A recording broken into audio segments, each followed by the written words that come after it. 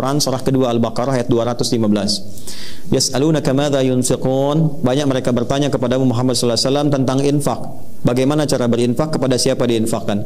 Jawaban Allah langsung disampaikan, qul ma anfaqtum min khair. Katakan Muhammad sallallahu alaihi wasallam, kalau ingin infak maka pilih dari yang terbaik, yang paling bagus.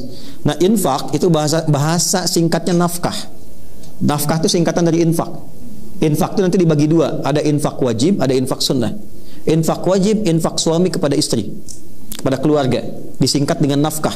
Ada di mana ayatnya? Quran surah keempat An-Nisa ayat 34. Ar-rijalu qawwamuna 'alan nisa'i bima faddalallahu ba'dahum 'ala ba'dhin wa bima anfaqu min amwalihim. Laki-laki suami diberikan kelebihan oleh Allah dari istrinya, dan istri pun nanti punya kelebihan di sisi yang lain. Apa kelebihan itu? Di antaranya pelindung, pengayom, pengarah di rumah tangganya, plus diberikan kemampuan untuk menafkahi istrinya. Jadi kalau suami bekerja itu sifatnya nafkah. Kalau istri atau perempuan bekerja itu tidak disebut mencari nafkah, beda. Awas, ada pekerjaan, ada nafkah, itu lain. Nafkah itu kewajiban yang melekat kepada suami, yang nanti rizki yang Allah berikan akan mencukupi kebutuhan yang ada di dalam rumah tangganya. Jadi berapapun yang didapat bisa dibagi. Tapi kalau bekerja biasa tidak mempunyai sifat nafkah, nanti punya sifat-sifat dan karakter yang berbeda. Didapatkan besar pun belum tentu mencukupi. Ya, saya tidak bahas itu dulu. Saya akan masuk kepada yang sunnahnya.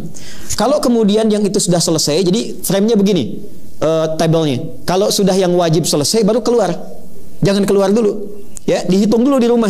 Kebutuhan rumah berapa? Misalnya 20 juta dalam sebulan. Allah kasih rezeki 30 juta. Maka yang dipahaminya yang 10 jutanya itu adalah modal ibadah kita yang Allah titipkan lewat kita supaya mendapat kemuliaan. Ya, bukan dijadikan untuk ini kaya, untuk bukan itu tujuannya. Jadi kebutuhan kita setelah dapat sebulan sekian, lebihnya yang kita sebut lebih itu sebetulnya peluang ibadah yang Allah titipkan lewat kita. Mumpung sedang dititipkan, pakai sampai nanti Allah pindahkan ke tempat yang lain kalau itu tidak digunakan dengan baik. Ya, maka cara menggunakannya bagaimana? Satu, qul ma anfaqtum min khair. Kalau mau infak sifatnya materi, bisa makanan, bisa pakaian, bisa juga uang dan sebagainya. Yang penting materi. Min khair yang terbaik. Satu, lil walidain, untuk orang tua. Qala rabbi auzi'ni an ashkura ni'mataka allati an'amta 'alayya wa 'ala walidayya wa an a'mala shalihan tardah. Ya? Orang tua. Kemudian setelah itu siapa? Wal aqrabin. Aqrabin itu keluarga dekat, ada dua tafsirnya. Satu, keluarga dekat lingkup mahram, ya, lingkup mahram. Misalnya anak kakak, anak adik, anak paman. Anda sukses tapi adik punya anak misalnya sekolah susah, maka hati diinfaki. Orang tua menerima infak. Ingat, tidak boleh menzakati orang tua. Ya, tidak boleh.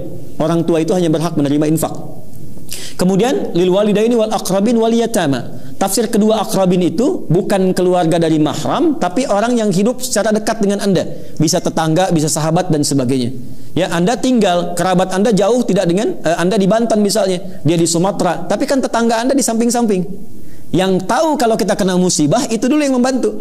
Maka skemanya berikan infak kepada mereka sehingga ada keyakinan dalam hati mereka dan kelembutan dan hadir bersama kita saat ada kesulitan di kemudian hari. Kemudian wal yatama, anak yatim. Ya, yatim ini ada dua sifatnya, yatim kaya, yatim fakir atau miskin. Kalau yatim fakir dan miskin boleh berikan zakat. Dalilnya Quran surah ke-9 ayat ke-60. Innamas shadaqatu lil fuqara wal masakin. Zakat disalurkan untuk orang fakir, orang miskin. Siapa dia? Termasuk yatim. Tapi kalau yatim kaya, dia nggak dapat bagian dari zakat. Dia dapat bagian dari infak. Ya, teman Anda di sini misalnya kaya, meninggal, ada anaknya. Nah, anak yang ditinggalkan itu boleh kita berikan infak untuk penyambung silaturahim dengan keluarga ayahnya. Datang bawa mainan yang disukainya, datang bawa hadiah, dari kas infak. Ya, itu yang dilakukan Nabi sallallahu alaihi wasallam ketika lewat seorang anak sedang bersedih.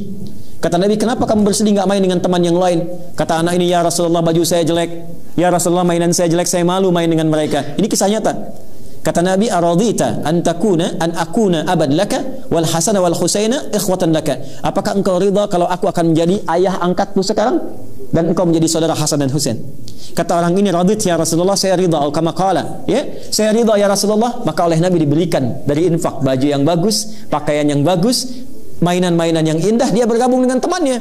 Begitu bergabung, pakaian dan mainan dia paling bagus. Kata temannya, "Dari mana semua ini?" Dia kisahkan, "Tadi saya ketemu Rasulullah, saya katakan bapak saya meninggal dalam syahid dalam peperangan, kemudian saya dibelikan baju baru, saya dibelikan pakaian baru, saya dibelikan mainan baru." Apa kata anak-anak itu? Mereka komen, "Ya Allah, kenapa bapak kami nggak meninggal juga?" katanya.